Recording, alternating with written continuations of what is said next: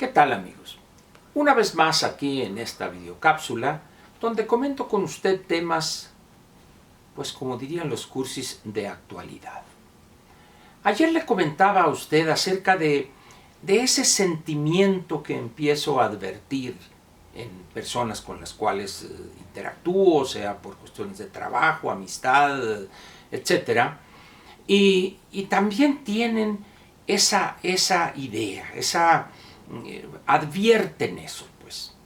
Algo se está gestando, no sé si llamarlo preocupación o un poco de cuidado en lo que se refiere a la emisión del voto. Pero para mí, al menos es algo que lo veo, lo advierto, y esto creo que lejos de ser preocupante es muy positivo. En el planeta hay muchos países que no tienen, independientemente de si la democracia mexicana es imperfecta, con limitaciones, con partidos que no cumplen con su verdadero objetivo, pero al final de cuentas esto es una democracia. Hay países en América Latina donde esto no se da. Venezuela, Bolivia con los intentos de manipulación burda de Evo Morales, Nicaragua en estos momentos, Cuba ni se diga. México tiene esa gran ventaja, tiene ese elemento que, repito, por encima de las limitaciones, tenemos una democracia. La pregunta aquí que podríamos hacernos, y no es una pregunta nueva ni mía, muchos analistas serios que sí le saben a esto, se han hecho la pregunta de si México es una democracia sin demócratas. Si no estoy equivocado, creo que fue o el doctor Enrique Krause o Gabriel Said a quienes primero les leí esta expresión, una democracia sin demócratas. No dudo que muchos otros la hayan pronunciado en cierto momento, pero creo que no estaré equivocado si fue alguno de los dos a quien primero le escuché esta frase o esta expresión, una democracia sin demócratas. ¿Es importante que una democracia tenga demócratas? Yo pienso que sí. Es más, diría que es fundamental. ¿Por qué? Una democracia donde no hay demócratas es una democracia muerta, casi es una democracia zombie, donde un grupo de vivales corrompidos, casi todos ellos, manipulan al elector y a nombre de él y arrogándose una representación que nadie les ha otorgado, toman decisiones, manipulan votos, lo convencen, etcétera, etcétera. Cosas que usted conoce incluso posiblemente mejor que yo. Pero una democracia donde hay demócratas, son ciudadanos los demócratas preocupados por la cosa pública, que se involucran, que discuten, que analizan, que buscan explicarse las razones de su voto. ¿Por qué lo dan a este y no a aquel candidato? ¿O por qué votan por este partido y por qué no por aquel?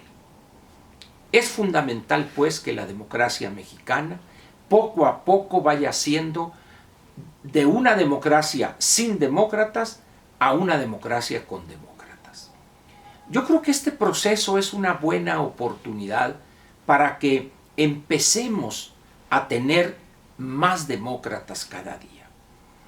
Y la única forma que hay para construir ese ciudadano que sería un demócrata es interesándose por la cosa pública, buscando explicarse la razón de nuestro voto, del voto de cada uno, y sobre todo buscar una explicación de por qué a este y por qué no a aquel. Y es evidente que estamos aquí ante una pregunta que tiene que ver con el futuro del país, que uno u otro de esos dos candidatos estaría en condiciones de promover o de estimular y apoyar para que se concretara en el mediano plazo. También hay 9 gubernaturas en juego. De esas, una es en la Ciudad de México, la jefatura de gobierno, y hay en la casi totalidad de las entidades federativas elecciones locales, sean estas del Congreso local o las presidencias municipales, junto, como ya dije, la gubernatura.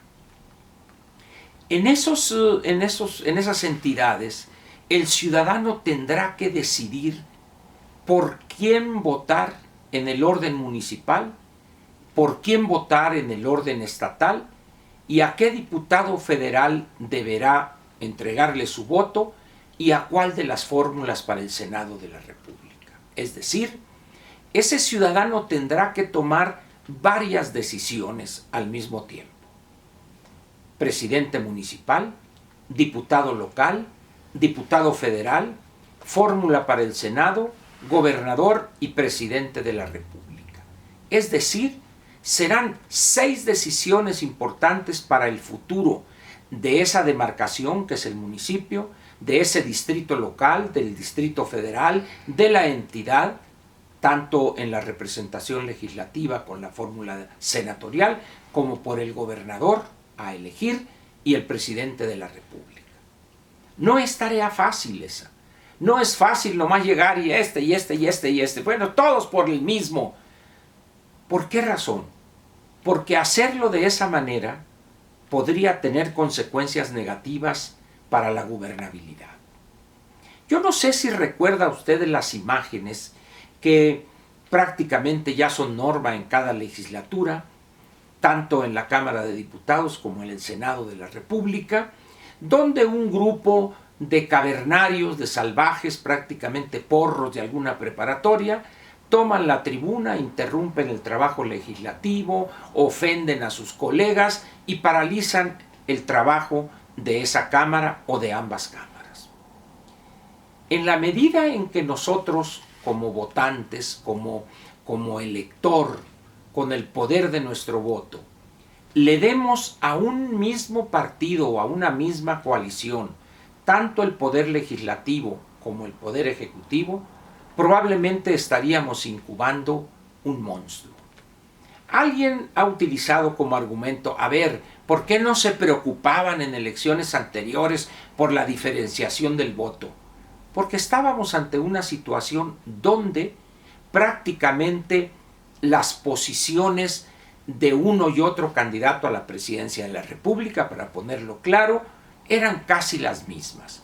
Respetaban las instituciones, estaban de acuerdo con un modelo de desarrollo, con la apertura económica, la inclusión en la globalidad, etc.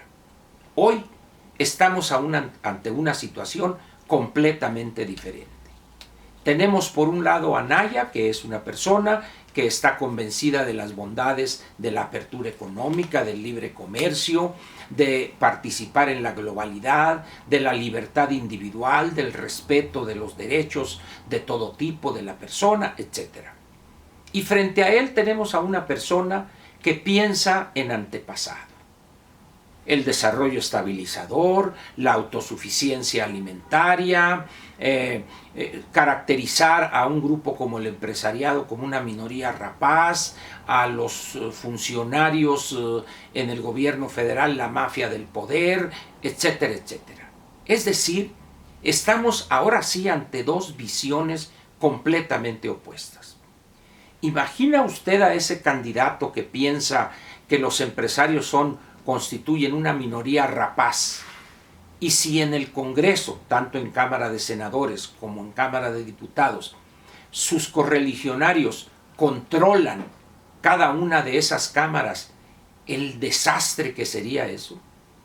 ¿Los imagina usted a unas personas ignorantes, desconocedores de todo lo que es la elaboración y decisión de presupuestos, de analizar alguna iniciativa de nueva ley o para reformar una vigente, el sainete, la ópera bufa que sería eso? Pensemos en eso cuando vayamos a emitir nuestro voto. La democracia esencialmente es contrapeso. El ejecutivo y por otro lado el legislativo, de tal manera que esas dos fuerzas aparentemente opuestas son complementarias, pero las obliga a ambas a negociar, a buscar la mejor decisión para los ciudadanos y el país entero.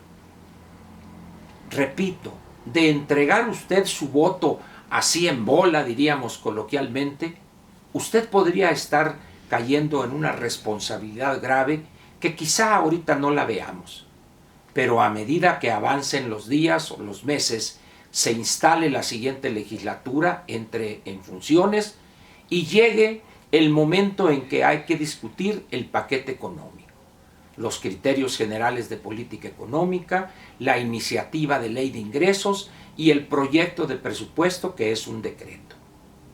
En ese momento vamos a padecer o vamos a decir, ¿por qué les di el voto a ambos?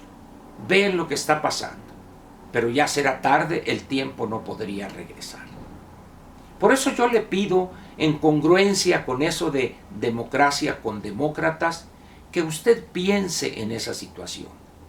Elabore, trate de preguntarle a gente que considere usted de confianza y conocedores de este tema, oye, ¿cómo era antes en el autoritarismo encabezado por el PRI, cuando el presidente controlaba tanto el poder legislativo como el ejecutivo? Y que le dé una explicación. En aquellos años, ¿qué decía el presidente? Hágase esto, apruébese esto, y el poder legislativo, con una ligera oposición, se imponía y seguía la voluntad omnipotente, omnímoda del presidente en turno. Eso no es una democracia. Esa es una dictadura disfrazada. Es un gobierno autoritario. Eso se supone que ya lo dejamos atrás. Y es responsabilidad de usted que eso se mantenga, que esos rasgos de autoritarismo, esos remanentes de autoritarismo sean enterrados definitivamente. Por eso no caiga usted en esa petición perversa propia de un dictadorzuelo de pueblo, un cacique ramplón. Voten todo junto, no vaya a cometer ese error. Si usted quiere votar por Anaya, como le he dicho, vote por él, es su decisión, pero vote por el de enfrente en las dos cámaras del Congreso de la Unión, o a la inversa. Si usted quiere votar por López, también, pero dele usted el voto a los del pasillo de enfrente, para que haya esos contrapesos, para que tanto el Congreso como el Ejecutivo se obliguen a hacer política, se obliguen a sentar a la mesa a negociar. Porque la política es eso, la política es acuerdo, es discusión civilizada y además respetuosa. No como están acostumbrados esa bola de porros que van a ser candidatos o que son candidatos de algunos de los partidos que integran la coalición de Morena, que encabeza Morena. Por eso yo le digo, piénsele. Construyamos una mejor democracia, tengamos una democracia mexicana donde lo que abunde no sea el pleito, la rencilla, sino donde abunden los demócratas. Eso será un jalón de modernidad para este país. Eso permitirá mejores leyes, legislar mejor, construir mayorías estables que tengan por objeto sentar las bases para la construcción de un mejor futuro para usted y los suyos. No hay otra forma. Por eso le suplico, no caiga usted en esa cuestión mecánica de darle a todos de la misma coalición o a todos los seguidores de Morena todos los votos. Divídalos. Por un lado ejecutivo y por otro lado el legislativo. Y va a ver usted cómo obligadamente tendrían que sentarse a negociar para buscar la tercera salida, no las locuras del antepasado de López, ni tampoco quizá las cosas tan futuristas de Anaya, sino realmente la mejor decisión que se adecue a las condiciones reales de este país, para de ellas partir y sentar las bases para un México, el México del futuro. Muchas gracias.